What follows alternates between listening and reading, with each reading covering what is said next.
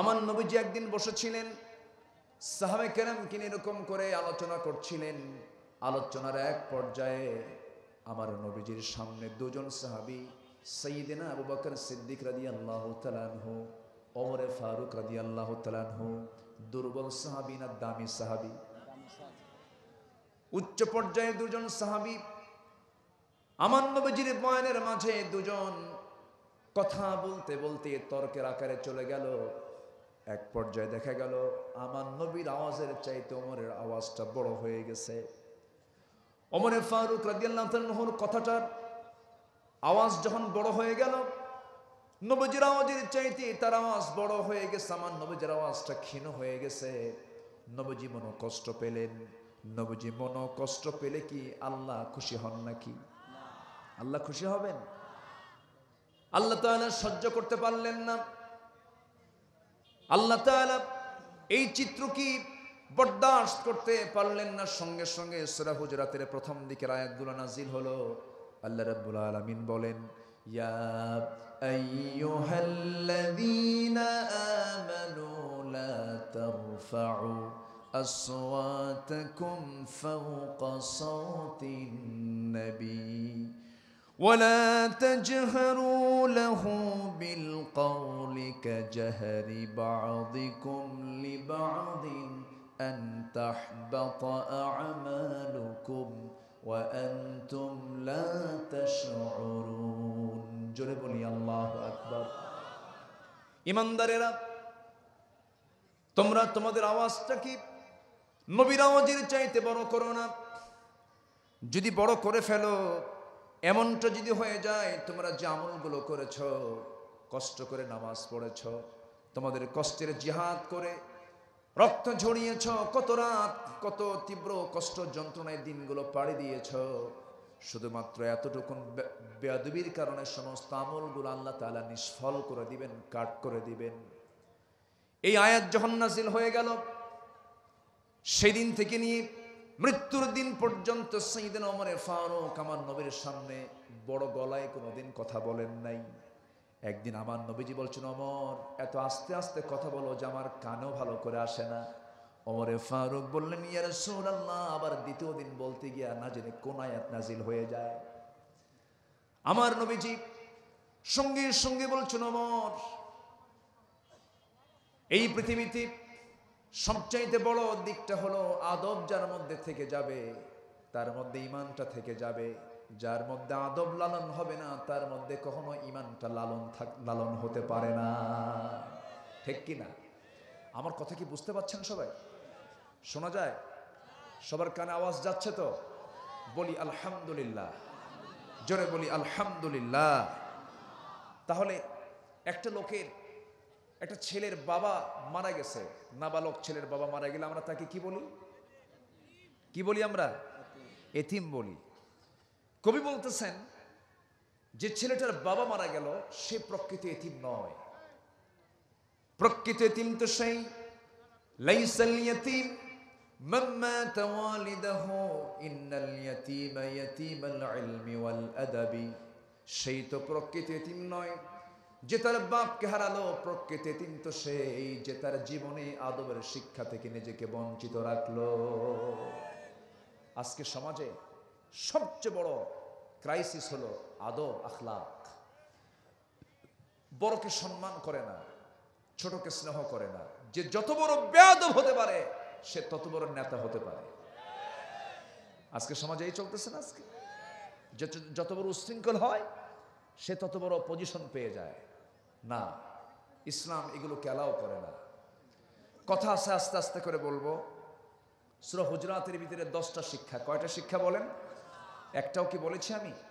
না, একটা একটা করে আজকে বলবো।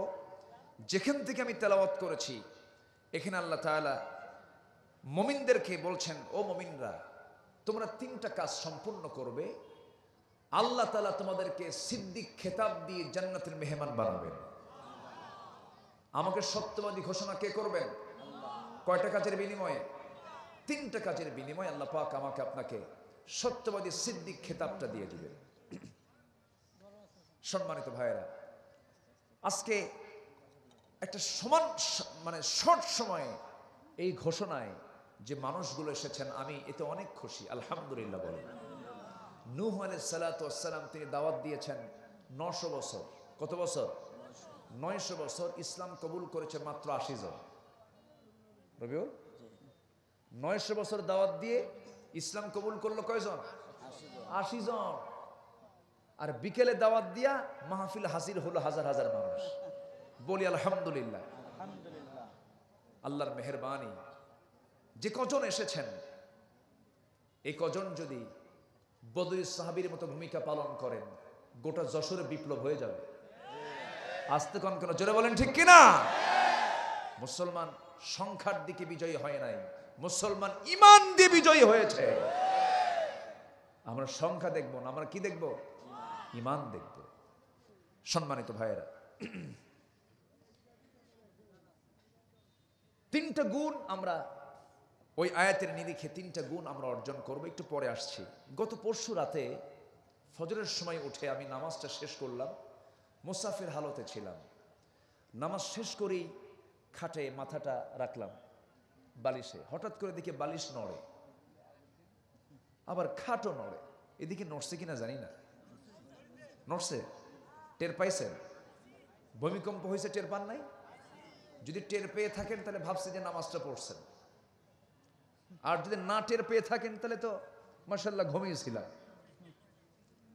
কি কথা কি বোঝা গেল? আচ্ছা, এই ভূমিকম্প 5.8 মাত্রায় হয়েছে, ছিল কয়েক সেকেন্ড। আল্লাহ কি এটা বাড়ায় দিতে পারতেন না? যদি এটা 1 মিনিট লম্বা করে আর 3-4 পয়েন্ট বাড়ায় দিয়া 8 মাত্রায় যদি হতো, যশোরে যত বিল্ডিং ছিল একটাও কি থাকতো? বানাইছি একদিনে? এই বিল্ডিং কি একদিনে হয়েছে? এই স্থাপনা, মিল, ইন্ডাস্ট্রিজ, কলকারখানাগুলো একদিনে হয়েছে? হয়েছে বছরের পর বছর চিন্তা, গবেষণা, অর্থ, মেহনত, পরিশ্রম, ইঞ্জিনিয়ার, কত কি সব কিছু। আর আল্লাহ শুধু 1 মিনিট একটু মাত্রাটা বাড়ায় দিয়া একটা ধাক্কাটা একটু শক্ত মতো দিলে একটাও কি থাকতো? তাহলে ক্ষমতা কার? আসতে বলবেন না, ক্ষমতা কার? তাহলে ভূমিকম্প হলো অনেকে জানি না, অনেকে কি জানি না, কিন্তু এটা কি ছোট সতর্ক না বড় সতর্ক? এই সতর্ক কে করে দিলেন? এই ধাক্কা মারলেন কে? অনেকে শোনে না, তখন কি করে? এই শোনো, বলে না এরকম, বলে না, চাপ দেন এরকম, এই আসেন এরকম, আসছে না? তো আল্লাহ সকল বান্দাকে একটা ধাক্কা মারছেন। সেটা কি লম্বা মেয়াদে না শর্ট মেয়াদে? শর্ট ধাক্কা মেরেছেন। কি হলো? দেখতে দেখতে আবার থেমে গেছে। যদি এটাকে 1 মিনিট স্টে করা হতো, কিচ্ছু থাকতো না। আল্লাহ কেন দিলেন? ভূমিকম্প কেন হয়? ভূমিকম্পের কিছু কারণ আমাদের খতিয়ে দেখার দরকার আছে না নাই?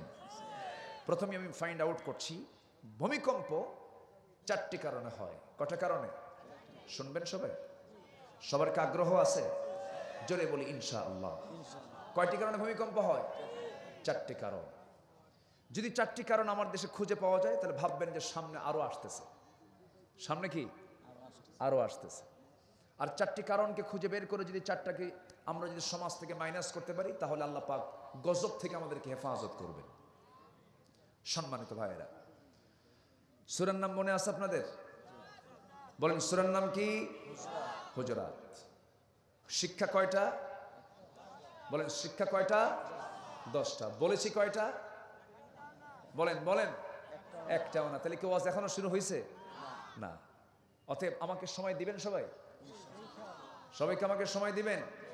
কতক্ষণ?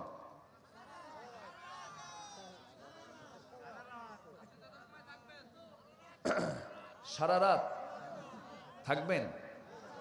রাজি আছেন আপনি?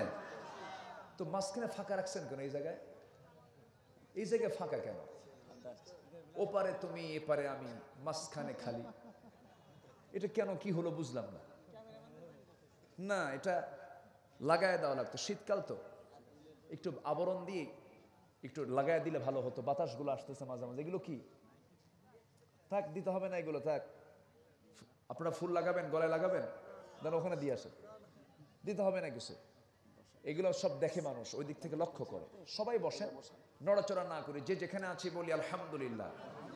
আমার তো মনে হয় বসে আছে যত মানুষ, দাঁড়িয়ে আছে তার সাথে বেশি মানুষ, তাই না? বসেন, সবাই বসে পড়েন, সবাই বসেন। মোবাইলের সেভ না করে হৃদয়ে সেভ করেন। আগে দেখতাম হুজুরের কাছে সবাই আসতো দোয়া নিতে, হুজুর একটু দোয়া করে দেন। আর এখন হুজুরের কাছে গেলে হুজুর একটু সেলফি তুলি। কি যে দোয়া আসলো, কি আছে না নেই বলেন তো? সেলফি তুলি। এটা একটা রোগ, আমি মনে করি এটা একটা রোগ। এটা কিছু হইলেই আছে না নেই বলেন তো? কিছু কিছু মানুষ আছে স্বপ্নেও ঘুমের মধ্যে এরকম করে, কারণ সারাদিন যে এগুলোই করে। এত দরকার নাই। আমরা মোবাইলে সেভ করবো না হৃদয়ে সেভ করব? হৃদয়ে। আসুন মূল আলোচনার দিকে আস্তে আস্তে চলে যাচ্ছি। আমার ভাইয়েরা, আল্লাহ রাব্বুল আলামিন বলেন, আমি তোমাকে আমার দরবার থেকে সত্যবাদীর খেতাব দিয়ে দেব, সিদ্দিক খেতাব দিয়ে দেব। আমি তোমাকে জান্নাতের চাবি তোমার হাতে তুলে দেব। তিনটা কাজ তুমি করবে।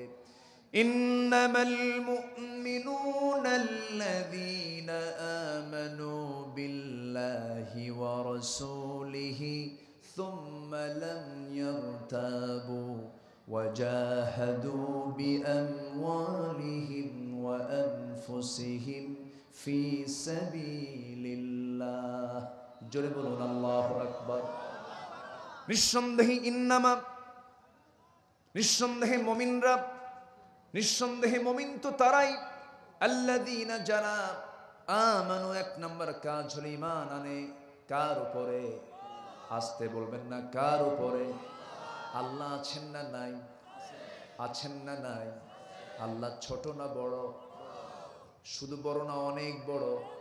আল্লাহু, বলেন আল্লাহু আকবার, আল্লাহু আকবার। আকবার ইসমে তাফজিলের সিগা। আকবার পৃথিবীর কেউ হবে না, সবচেয়ে বড় কে? আল্লাহ তাআলা। এই জন্য আমরা আল্লাহু আকবার বলি।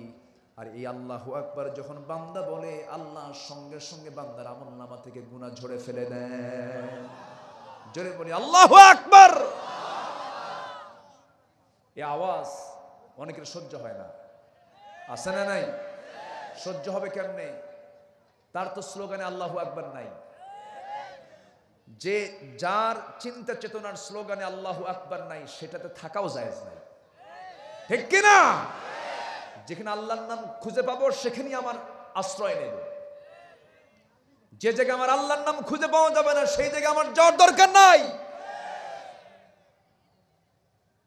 আমি মুসলিম, মার পেট থেকে পৃথিবীর চেহারা যখন দেখেছি, মার কোলে আমাকে যখন তুলে দেওয়া হয়েছে, এসে আমার ডান কানে আজান শুনিয়েছে, বাম কানে ইকামত শুনিয়েছে।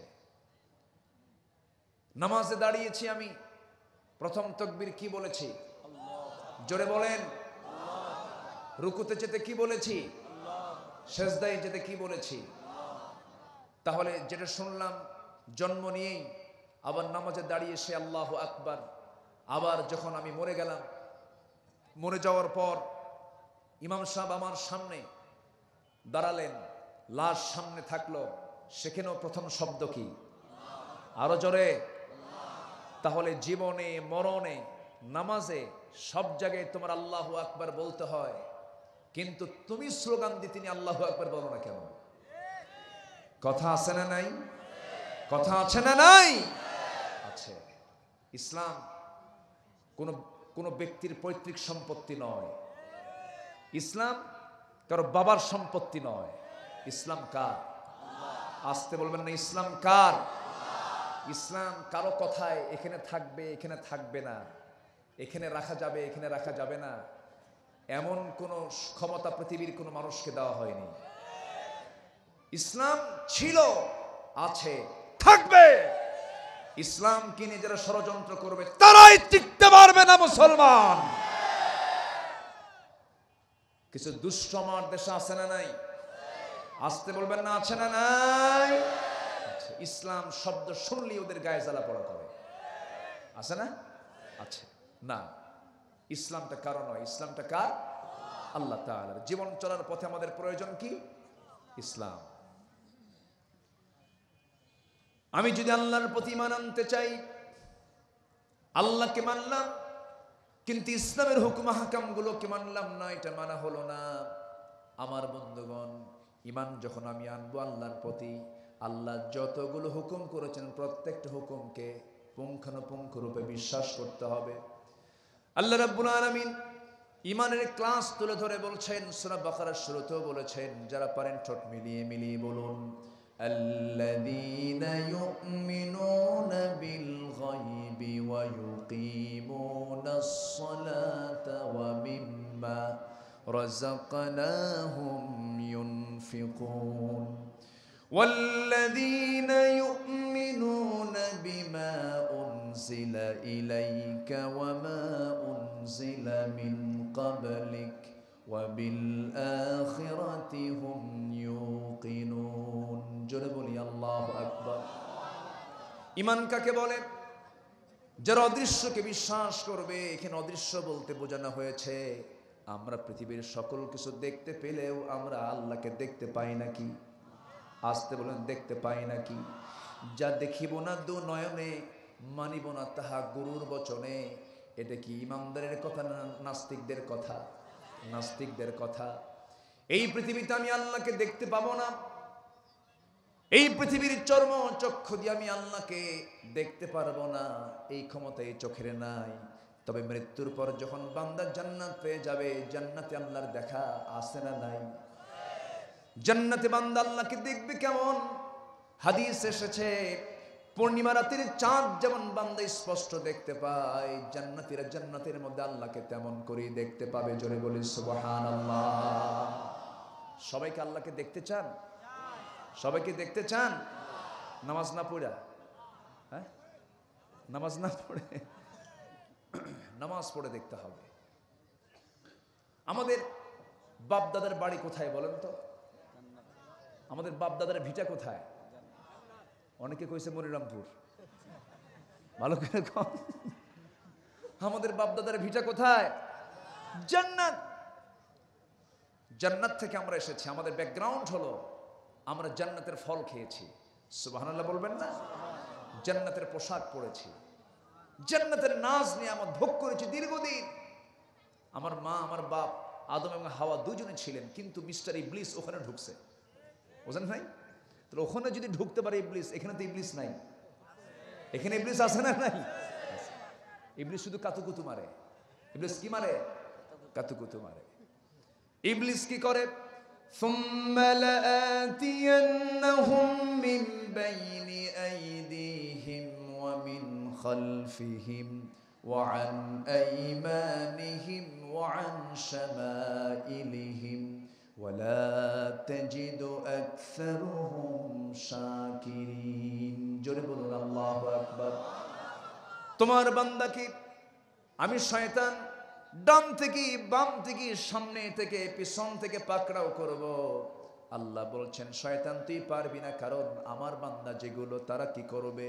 কুল আউযু বিরাব্বিন নাস মালিকিন নাস, বলেন ইলাহিন নাস মিন শাররিল ওয়াসওয়াসিল খান্নাস আল্লাযী ইউওয়াসবিসু ফি সুদুরিন নাস মিনাল জিন্নাতি ওয়ান নাস। জোরে বলুন আল্লাহু আকবার।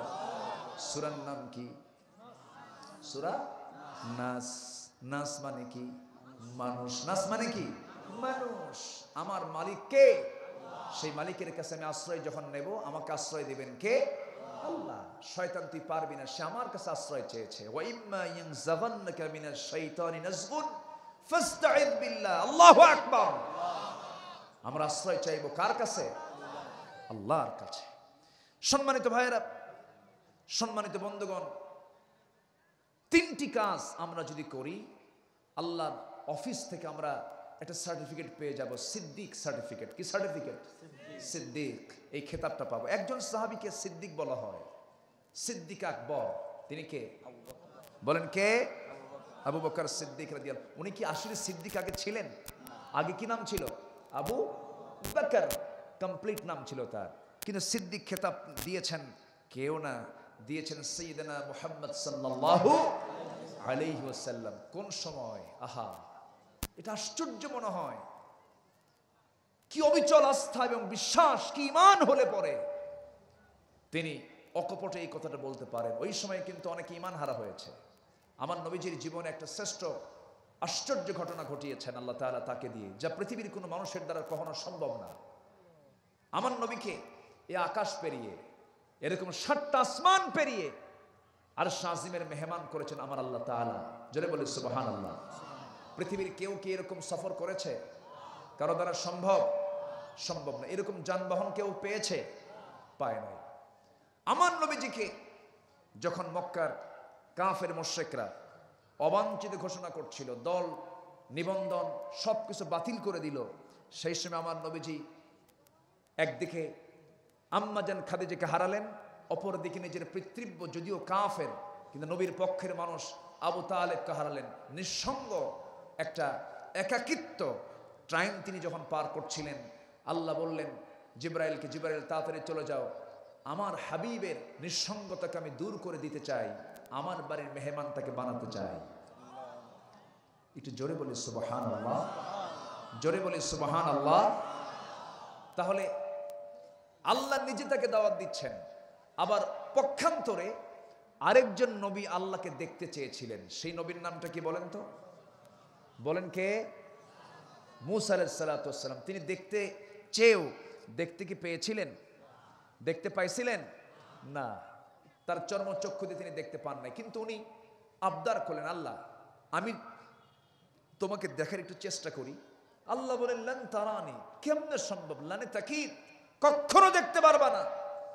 কিন্তু উনি বলছেন আল্লাহ একটু চেষ্টা করি আমি। আল্লাহ বলেন ঠিক আছে, তুর পাহাড়ে আয়। তুর পাহাড় ছিল তার বাড়ি থেকে 900 মাইল দূরে। তুর পাহাড়ের নাম শুনে মুসা মুসকে মুসকে হাসি মারলেন। আল্লাহ বলেন মুসা হাসো কেন? আল্লাহ তোমার কারবার দেখে হাসি। কেন? কামার বাড়ি এই জায়গায়, তুর পাহাড় 900 মাইল দূরে, তোমার মতলব ভালো না। জোরে কোন সুবহানাল্লাহ। আল্লাহ বললেন ঠিক আছে, কি করবা? কাল্লা আমি ছেঁচড়া কম না, আমি দৌড়ে দৌড়ে 900 মাইল যাবো। জোরে কোন সুবহানাল্লাহ। প্রেমিকার বাড়ি যদি 1000 মাইল দূরেও হয়, প্রেমিকের কাছে কি বেশি মনে হয়? এত জোরে না বললেন, লক্ষণ তো ভালো মনে হচ্ছে না। আচ্ছা, চলে গেছেন, দেখতে পাননি এবং বলতেছেন আল্লাহ মুসা পায়ে জুতা কেন? নাল কেন? পায়ে কেন জুতা? তোমার জুতা খোলো। আর আমার নবীকে আল্লাহ তাআলা নিজে দাওয়াত দিয়ে আরশ আযমের মেহমান বানায় বলছেন, হুজুর আমার হাবিব আপনি জুতা খোলেন কেন? জুতা পায়ে আসেন। আল্লাহু আকবার বলেন। সেই রাসূল কিনে আমার দেশে অনেক বুদ্ধিজীবী, কি জীবী? 16 জিবি, 32 জিবি, 64 জিবি, 256 জিবি, এরা হলো কি? বুদ্ধিজীবী। বুদ্ধিজীবী না বুদ্ধি প্রতিবন্ধী, ঠিক কিনা? জনগণ শুধু যদি সুযোগ পায় একবার, শুধু রাস্তায় যদি একা নামে, ওরা সামনে পিছনে যদি কিছু না পায়, জনগণ কাবাবার সালাত বানায়া ছাড়ত, ঠিক কিনা? হ্যাঁ। রাসূলকে গালি দিবা? আমার বাপকে গালি দাও, আমাকে গালি দাও, আমার ভাইকে গালি দাও, সহ্য হবে। রাসূলকে গালি দিবি, জিহ্বা টেনে ছিড়বো আমরা। রাজি আছেন কারা কারা? হাত উঁচু করে দেখান মুসলমান।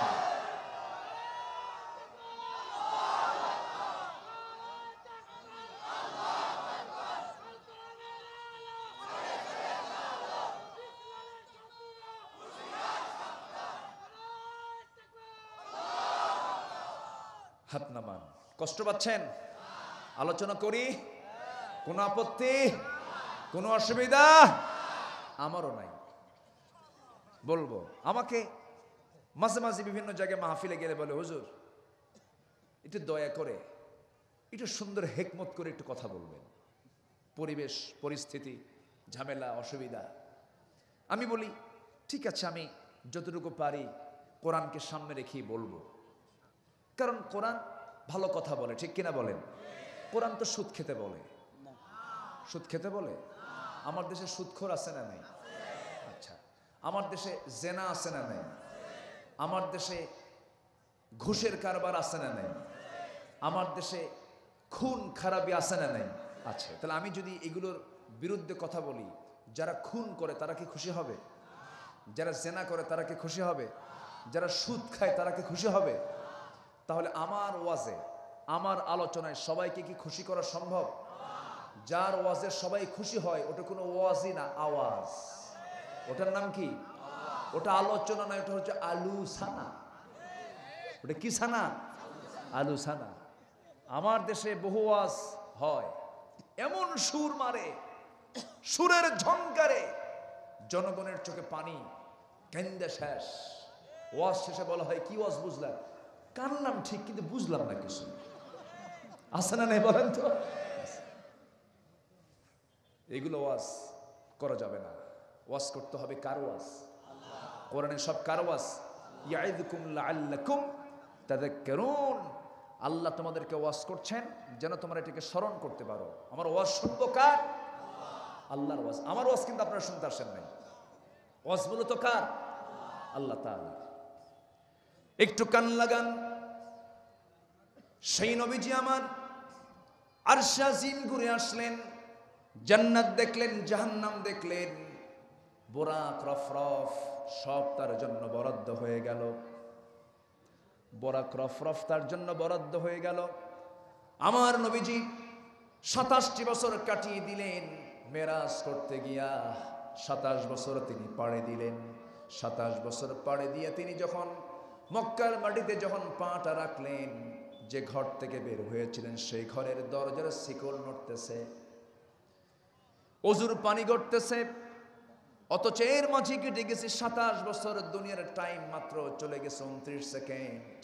এই যে আল্লাহ তাআলা তার হাবিবের জন্য আহ্নিক গতিকে বন্ধ করে দিলেন, বার্ষিক গতি স্তব্ধ থামায়া দিলেন, সকল গতিকে থামায়া দিয়া আমার নবীকে ইসরা করি মেরাজ করে ট্রেনিং দিয়া জান্নাত জাহান্নাম দেখা দিয়া দুনিয়াতে যখন চলে আসলেন, সকালবেলা যখন হয়ে গেল, কাকে বলবেন এই কথা?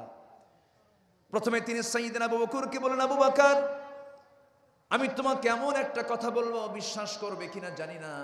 হুজুর আপনি কি বলতে চান বলুন। সঙ্গে সঙ্গে বলছেন, শোনো, আমি তো গত রাত্রিতে ইসরা করেছি। কি ইসরা করেছেন? কি ভ্রমণ করেছেন?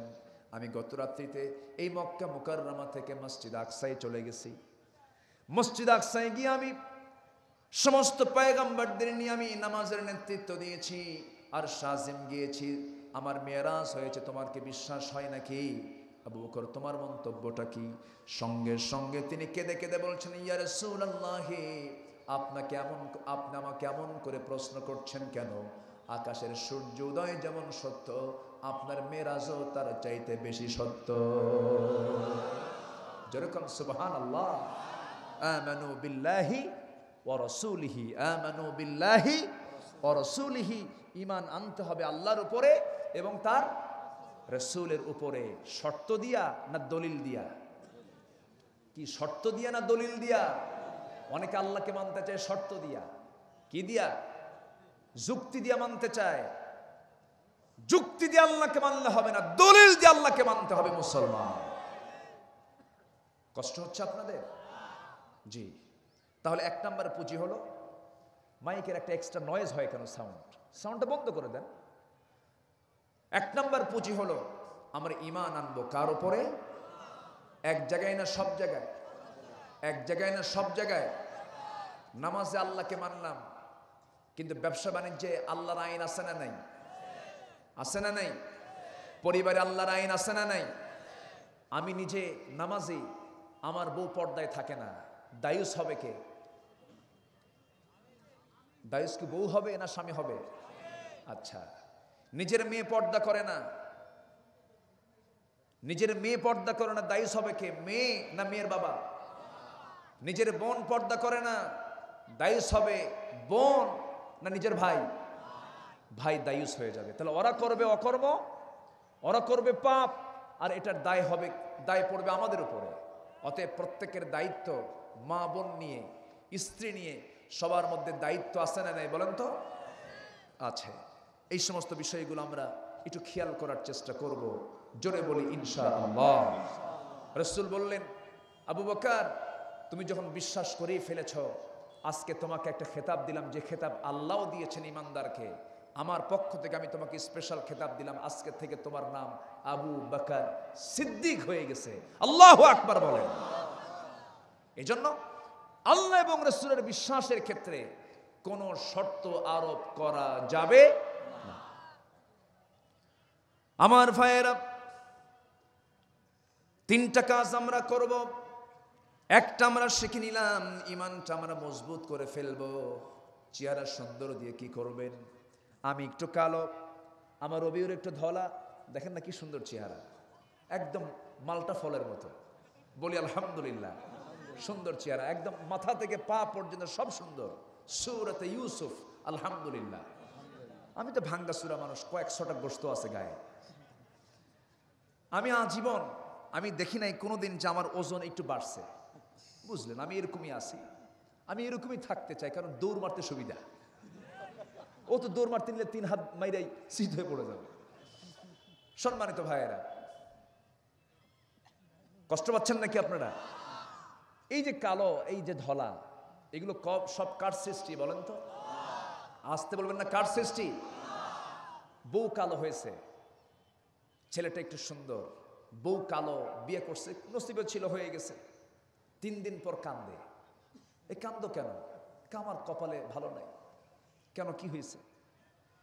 শখ করে বিয়ে করলাম, ভাবছিলাম বউটা সুন্দর পাবো, কিন্তু বউটা আমার কালো হয়ে গেছে। আর সুমনের বউটা দেখতে কত সুন্দর, দেখেন নজর গেছে সুমনের বউয়ের দিকে। আচ্ছা, সুমনের বউয়ের দিকে নজর গেলে দুনিয়ার রাজধানী আনলেও কি সে কি কখনো সুখী হতে পারবে? আসতে বলে, সুখী হতে পারবে? পারবে না। নজর দিতে হবে অন্যের বউয়ের দিকে না নিজের বউয়ের দিকে? নিজের বউয়ের দিকে নজর দিতে হবে। আবার কিছু কিছু মহিলা আছে, আজকে মাহফিলে মহিলারা আসছে নাকি? আসছে মহিলারা। কিছু কিছু মহিলা আবার সুন্দরী আছে, স্বামীটা কালো, স্বামীটা কি কালো, মাঝে মাঝেই স্বামীকে কিছু হলেই খোঁটা মারে। শোনো, তুমি আমার চেহারাটা একটু দেখো, আর তোমার চেহারা একটু মিলাও, একটু আয়নায় চোখ রাখো তো। না রবিউল, একটু আয়নায় চোখ রাখো। আমার যে রূপ আর তোমার যে রূপ, তোমার সঙ্গে আমার যে বিয়ে হয়েছে, এ তোমার 14 গোষ্ঠীর কপাল।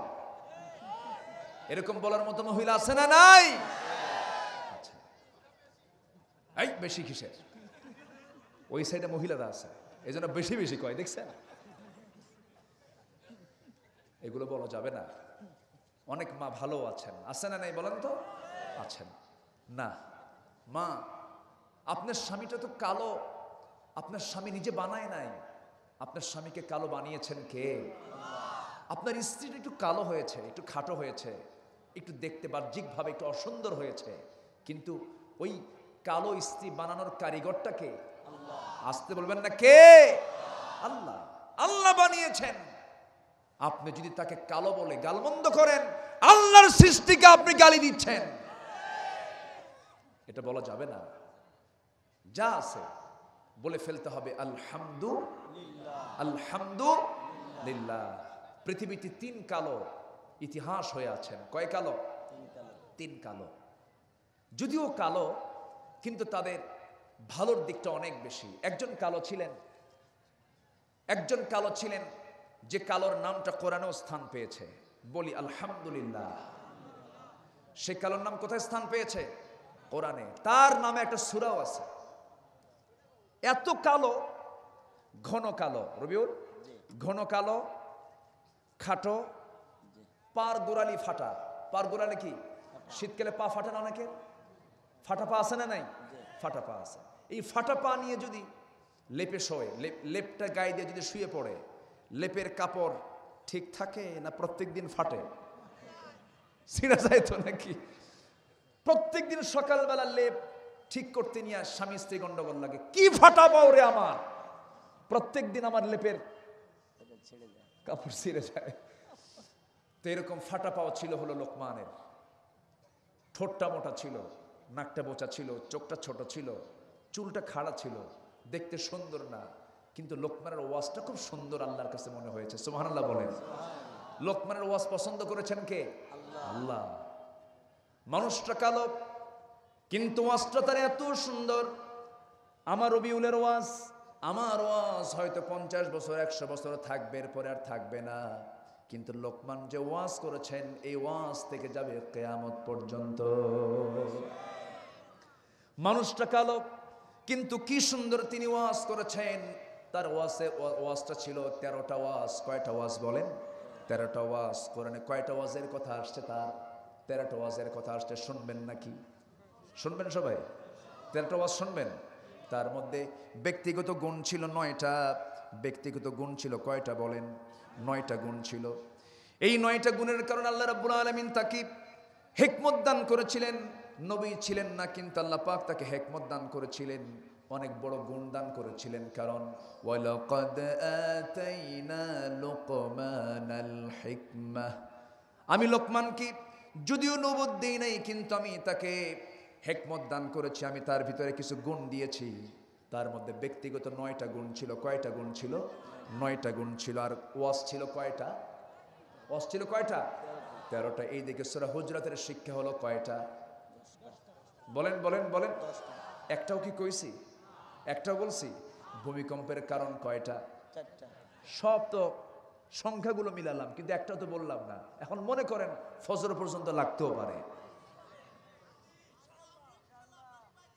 হ্যাঁ কি চাচা দেখছেন? চাচার সাহস দেখেন, দেখেন চাচা সব পেকে গেছে, উপরে নিচে সব পাকা, কিন্তু উনি ফজর পর্যন্ত থাকতে রাজি আছে। বলি আলহামদুলিল্লাহ। জি, এদেশের মানুষেরা কোরআন প্রেমী, এত ভালো মানুষ, বলি আল্লাহু আকবার। জি, আজকে সময় পেয়েছি, আমি বলবো, যতক্ষণ মন চাই ততক্ষণ বলবো। আপনি যদি শুনতে চান আমি বলবো, জোরে বলি ইনশাআল্লাহ। লোকমানের গুণ ছিল কয়টা? গুণ গুণ 9টা। ওয়াজ ছিল কয়টা? 13টা। সূরা হুজরাতের শিক্ষা কয়টা? 10টা।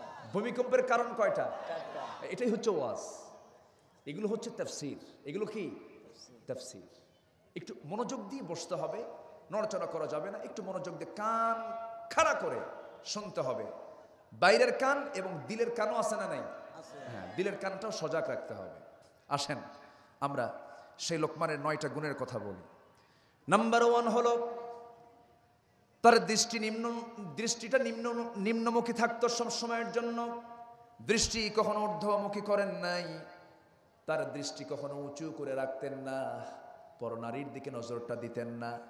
আপনি নামাজের মধ্যে খুব মজা পাবেন যদি আপনি চক্ষুটাকে নিয়ন্ত্রণ করতে পারেন। আপনি নামাজের মধ্যে মজা পাবেন যদি মুখটাকে বন্ধ রাখতে পারেন। লোকমান বলেন, লোকমানের মধ্যে 9টা গুণের মধ্যে একটা গুণ ছিল দৃষ্টিটাকে নিম্নমুখী রাখা। নাম্বার 2 হলো মুখ বন্ধ রাখা। অযথা বেহুদা কোনো বাজে কথা মুখে তিনি বের করতেন না। নাম্বার 3 হলো হালাল জীবিকার উপরে সন্তুষ্ট থাকা। হালাল জীবিকা উপার্জন করে আপনি যদি আলু ভর্তা দিয়েও খাবারটা খান, এর মধ্যে যে মজা পাবেন, এই মজা পৃথিবীর কোনো দামি খাবারে পাবেন না। নাম্বার 4 হলো লজ্জাস্থানকে সংরক্ষণ করা। যে যুবকটা লজ্জাস্থানকে সংরক্ষণ করবে, আল্লাহ বলছেন আমি তাকে আরশের ছায়ার নিচে তাকে স্পেশাল মেহমান বানায় নেব। জোরে বলি সুবহানাল্লাহ। যুবকরা এই সমস্ত বিষয়গুলো মনে রাখবা। নাম্বার 5 হলো সত্য কথায় অটল থাকা। হুমকি ধামকি চক্রাঙ্গানি হামলা মামলা জেল জুলুম যা আসুক না কেন, হক পথ থেকে নড়া যাবে না। এটা কার গুণ? লোকমানের। বলেন কার গুণ? লোকমানের। নাম্বার 6 হলো অঙ্গীকার টিকে রাখা, অঙ্গীকার পূর্ণ করা। জবান দিয়ে যে কথা বলেছি, এই জবানকে কখনো দুই করা যাবে না। আমাদের জবান কি ঠিক থাকে নাকি? জবান ঠিক থাকবে কেমনে? কারণ সমাজের যারা নেতৃস্থানীয় ব্যক্তিবর্গ তাদেরও তো জবান ঠিক থাকে না। আমার বন্ধুগণ, আমি ঠিক রাখতে চাইলে আরেকজনের কারণে ঠিক রাখতে পারেন। আমি একজনের কাছ থেকে টাকা পাবো, ওই লোকটা টাকার ব্যাপারে যদি ডেটটাকে যদি সে ব্রেক করে ফেলে, আমারও ব্রেক হয়ে গেল। একজন ওয়াদা ভঙ্গ করার কারণে আরেকজন ওয়াদা ভঙ্গ করে ফেললো। এই জন্য রাসূল বলেছেন যার ওয়াদা ভঙ্গ তার ঈমানটাও ভঙ্গ। ওয়াদা আমরা রক্ষা করব, জোরে বলি ইনশাআল্লাহ। এরপরে নাম্বার 7 হলো মেহমানকে সম্মান করা। মেহমানকে সম্মান করা ওয়াজিব। মেহমানকে সম্মান করা কি ওয়াজিব। মেহমান দেখলে, মেহমান বাড়িতে যখন আসতে নেবে, যখন আপনাকে বলতেছে ভাই আমি মেহমান হয়ে তোমার বাড়িতে আসতেছি, কি বলবো? নাউজুবিল্লাহ। লোকমানের মেহমানকে পেলেই খুশি হতে হবে। চাই আপনার বাড়িতে যা থাকুক, কোনো ক্রমেই কখনো মন খারাপ করব না। একজন সাহাবী 3 মাস তার বাড়িতে বাজারে নাই। আমার নবীর কাছে প্রতিদিন তিনি যেতেন। একদিন তার স্ত্রী বলছেন, স্বামী গো, 3টা মাস যাবৎ বাড়ির উনুনে সাথে একটা নিয়ে এসে কাঁধে করে। আমার বন্ধুগণ, সঙ্গে সঙ্গে তার স্ত্রী বলছে, আলহামদুলিল্লাহ, কোনো টেনশন করবেন না, মেহমানকে বসায় দেন।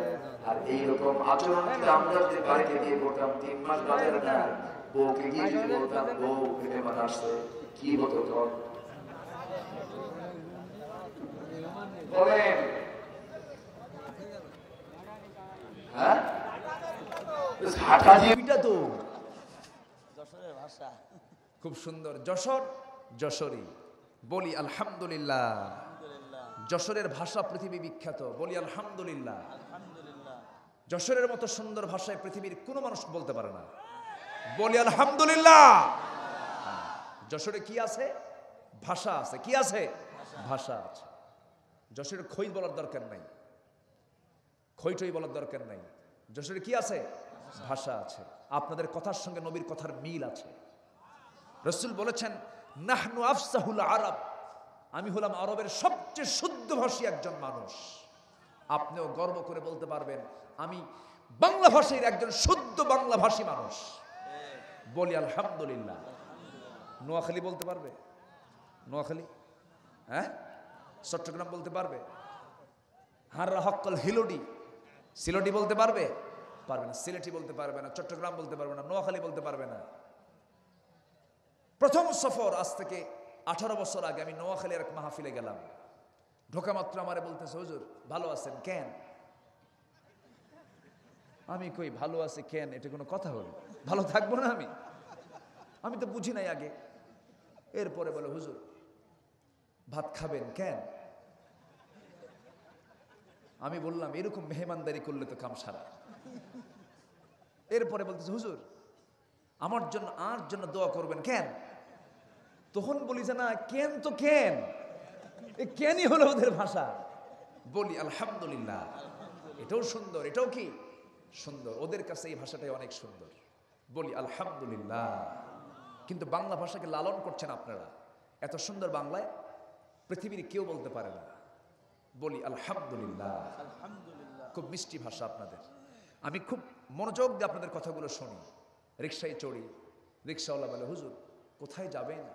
বসুন, কোথায় নামিয়ে দেব আপনাকে? মনে হয় কোন একটা প্রফেসর কথা বলতেছে, বলি আলহামদুলিল্লাহ। জি, খুব ভালো। মেহমানকে পেলে কি বলবো? আলহামদুলিল্লাহ। জোরে বলেন, আরো জোরে। বউ এখন স্বামীকে ডাক দিয়ে বলে, মেহমানকে ঘরে বসায় দিয়ে আপনি আমার কাছে আসেন। দুজন মিলে পরামর্শ করছেন, সংসার সুখের হয় কার গুণে? বলেন কার গুণে? রমণীর গুণে। এবার স্ত্রী বলছেন, স্বামী গো চিন্তা করবেন না, কি পেরেশান হচ্ছেন? বাজার নাইতে কি হয়েছে? ওই যে একটা তুষের বস্তা দেখা যায়, তুষ বোঝেন তো? তুষের বস্তা দেখা যায়, তুষের বস্তাটা আপনি আমাকে নামায়া দেন। আমার সামনে নামায়া দেন। নামায়া দেওয়া হলো। হাতে চাল্লা নিলেন। চালনিতে চালতে চালতে মোটে জবের কিছু অংশ খুদের মতো কিছু বের করা হলো। এটাকে পিষে পিষে খামির করা হলো। এটাকে পানি দিয়ে ম্যাচিউর করে আটা বের করে শেষ পর্যন্ত মোটের দুটা রুটি হয়ে গেল। দুটা রুটি বানায়া দিয়া স্বামীর হাতে তুলে দিয়ে বলছেন, স্বামী গো মেহমানের ঘরে আপনি রুটিগুলো পৌঁছায় দিবেন, কিন্তু দেরি করবেন না। দেরি করলে কিন্তু আপনাকে একটা রুটি খেতে হবে। মেহমানের পেটটা অপূর্ণ থেকে যাবে। 2টা রুটি দিয়ে আপনি চট করে ঘর থেকে বের হয়ে আসবেন। এরপর আমার ঘরে যখন ঢুকবেন, আমরা লাইটটা বন্ধ করে বুঝাবো আমরা খাবারগুলো খেয়ে নিয়েছি। মেহমানকে খাওয়ায় দিয়া নিজের অভুক্ত থেকে ফজরের আজান শোনার সঙ্গে সঙ্গে মেহমানকে সঙ্গে করে নিয়ে মসজিদে চলে গেলেন। নামাজ শেষ হয়ে গেল, সব সাহাবী বাড়ির দিকে রওনা দেয়। আমার নবীজি পিছন থেকে ডাক দিচ্ছেন, তালহা, ও বাড়িওয়ালা, এই তালহা এদিকে আসো।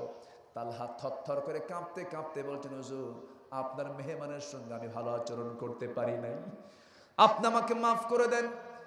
আমি মেহমানকে যথোপযুক্ত সম্মান দিতে পারি নাই, তেমন কোনো খাবার খাওয়াতে পারি নাই।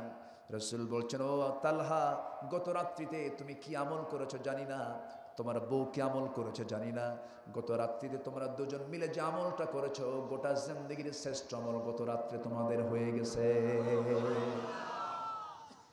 যদি কেউ তার হায়াতকে বাড়াতে চায়, মেহমানকে যেন সে সম্মান করে, আত্মীয়তার সম্পর্ক রক্ষা করে, আত্মীয়দের হক আদায় করে। বলেছেন মুহাম্মদ সাল্লাল্লাহু আলাইহি ওয়াসাল্লাম, লোকমান 9টা গুণের অধিকারী ছিলেন, এর মধ্যে একটা হলো মেহমানকে সম্মান করা, নাম্বার 8 হলো প্রতিবেশীর হক আদায় করা। রাসূল বলেছেন, আমার উম্মতের যদি কষ্ট না হতো, প্রতিবেশীকে আমি সম্পত্তির ওয়ারিস বানায় দিতাম। জোরে বলি আল্লাহু আকবার। নাম্বার 9 হলো অপ্রয়োজনীয় কোনো কথা কাজ পরিহার করে চলা। আমরা এগুলো মানবো, জোরে বলি ইনশাআল্লাহ, আরো জোরে বলি ইনশাআল্লাহ। এটা আমরা ব্যক্তিগত গুণগুলো শিখলাম। এখন লোকমানের ওয়াজগুলো পড়ে আছে কয়টা? কয়টা ওয়াজ পড়ে আছে? এইদিকে সূরা হুজুরের শিক্ষা কয়টা? ওইদিকে ভূমিকম্পের কারণ কয়টা? ভূমিকম্পের কারণ হলো 4টা। একটা একটা করে জটগুলো শেষ করে দেই। এগুলো কি ফোটে? বেলুন। কেন? ফাটানোর জন্য। ফেটে গেছে, আরো ফাটবে এরকম করে, ফাটাফাটি।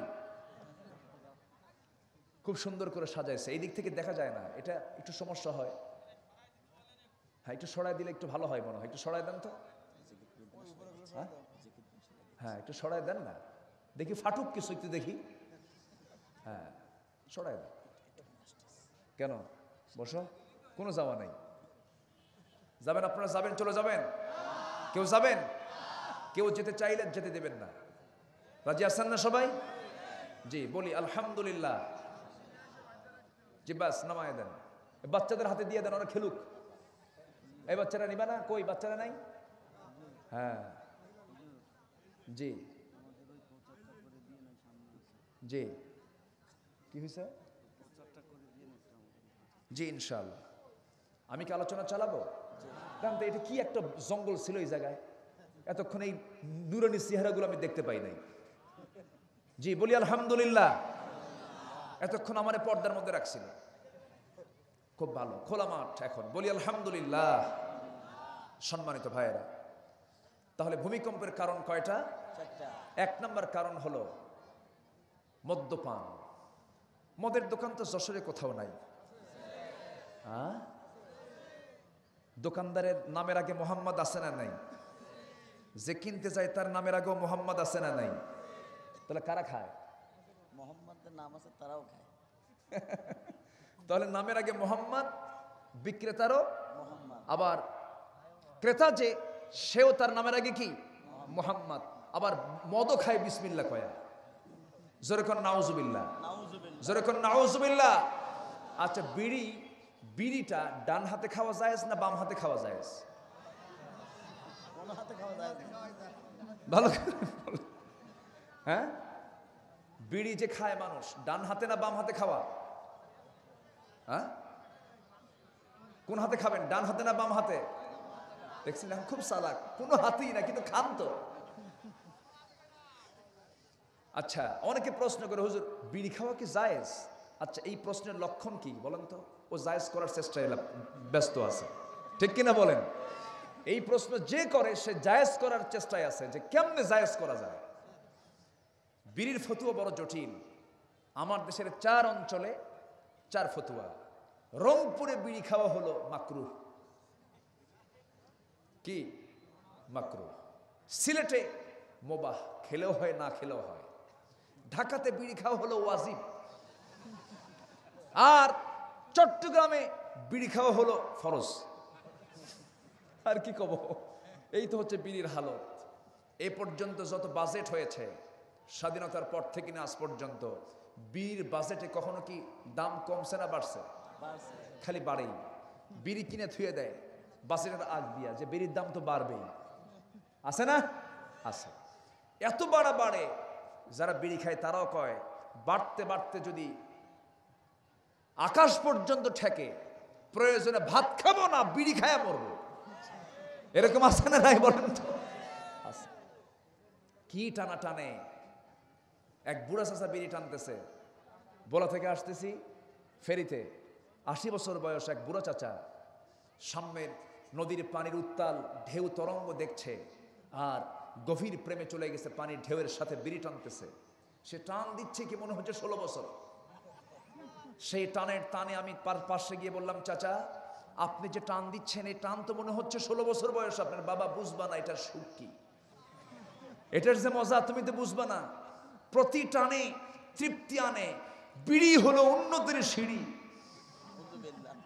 জোরে কোন নাউজুবিল্লাহ। এরকম টানা লোক আছে না নাই? আচ্ছা, বিড়ি খাওয়া যাবে না, খাবেন না। পান খান, পান খেতে কোনো আপত্তি? পান খেতে কোনো আপত্তি নেই। 4-5টা পান আপনি দিনে ভাত খাওয়ার পরে অথবা বমি বমি লাগতেছে আপনি খেলেন, পানের রস আপনার পেটের জন্য ভালো। কিন্তু পান কিছু কিছু লোক এত খাওয়া খায় দিনে 100 খিলি, মানে আল্লাহ তাআলা দুনিয়াতে পাঠাইছি পান খাওয়ার জন্য। এরকম আছে না নাই বলেন? আচ্ছা, এত পান খাবেন কেন? এত পান খাওয়া যাবে না। আচ্ছা, এগুলো কি পরিবারের ওয়াজ না? দরকার আছে না নাই বলেন তো? দরকার আছে না নাই? আচ্ছা, পান খান, আচ্ছা খালেন পান, পানের সাথে আবার হাকিমপুরি রহমতুল্লাহ আলাইহি কেন? হাকিমপুরিতে যে পাতা, বীরের মধ্যে কোন পাতা বলেন? 2 গাছ না 1 গাছ? যে লাউ সেটাই কদু, যে লাউ সেই কদু। অতএব আপনি আলেম হয়ে তামাক খাবেন, জর্দা খাবেন, ফতুয়া দেবেন, অসম্ভব ব্যাপার, দুটোই অপরাধ, ঠিক কিনা? সকল নেশা থেকে আল্লাহ পাক জাতিকে হেফাজত করুন, জোরে বলি আমিন। মদের চাচাতো খালাতো ভাই হচ্ছে বিড়ি। কি কথা কি বোঝা গেল? মানে এদের আশেপাশেই থাকে, নেশার মধ্যে এগুলো পড়ে যায়। আগে কি মদ খায় না? আগে টানে, আগে টানে এরপরে ঢালে, আগে টানে এরপরে কি ঢালে। টানা আগে শেখে, একটা আরেকটাকে টেনে আনে। যখন সমাজে নেশার সয়লাভ হয়ে যাবে তখন কি হবে বলেন? কি হবে? ভূমিকম্প হবে। ভূমিকম্পের মাত্রা বেড়ে যাবে। আল্লাহ মদকে হারাম করে দিয়েছেন। মদ আছে যেখানে, জেনা আছে সেখানে, জেনা আছে যেখানে, খুন আছে সেখানে। মদের সঙ্গে জেনার সম্পর্ক, জেনার সাথে খুনের সম্পর্ক। আল্লাহ এই জন্য মদকে চিরতরে হারাম করেছেন। প্রাথমিক জিন্দেগিতে সাহাবীরা মদ্যপান করেছেন। সাইয়েদনা হযরত আলী মদ্যপান করে মাগরিবের নামাজে দাঁড়ায় গেছেন, নামাজ পড়তেছিলেন। মদ্যপান করলে পরে তাল না মাতাল, আস্তে তাল না মাতাল, মাতাল হয়ে যায়, হুঁশ থাকে না। আলীর মতো মানুষ যখন নামাজে দাঁড়িয়ে গেছেন, মদ্যপান করেছেন, তখন মদ হারাম হয় নাই। নামাজ পড়ছেন কিরকম করে? সূরা কাফিরুন পড়তেছেন, কুল ইয়া আইয়ুহাল কাফিরুন আ'বুদু মা তা'বুদুন। কি বাদ গেছে? কি বাদ গেছে? লা যদি বাদ পড়ে যায় সব তো অর্থগুলো উল্টা পাল্টা হয়ে যায়। নামাজ যখন শেষ হয়ে গেল, আল্লাহ আয়াত নাজিল করে জানিয়ে দিলেন, লা তাকরাবুস সালাতা ওয়া আনতুম সুকারা। নামাজের নিকটে যেও না যখন তোমরা নেশাগ্রস্ত অবস্থায় থাকো। তখনও মদ হারাম হয় নাই, কিন্তু এক পর্যায়ে এসে আল্লাহ রাব্বুল আলামিন চূড়ান্ত আকারে আয়াত নাজিল করে জানিয়ে দেন, আজকের থেকে মদ চিরতরে হারাম। কে ঘোষণা করলেন? ইন্নামাল খামরু ওয়াল মাইসিরু ওয়াল আনসাবু ওয়াল আজলামু রিজসুম মিন আমালিশ শাইতান। জোরে বলুন আল্লাহু আকবার। মদ, জুয়া, এই সমস্ত কাজগুলো শয়তানের কাজ, এগুলো তোমরা করো না। যেদিন এই আয়াতটা নাজিল হলো সেই দিন গোটা মদিনার রাজপথগুলো, মক্কার রাজপথগুলো সব মদের পানি দিয়ে সয়লাভ হয়ে গিয়েছিল। এত পরিমাণ তারা মদ্যপান করত। মদ হারাম হয়ে গেছে, আর মদ্যপান তারা করেন নাই।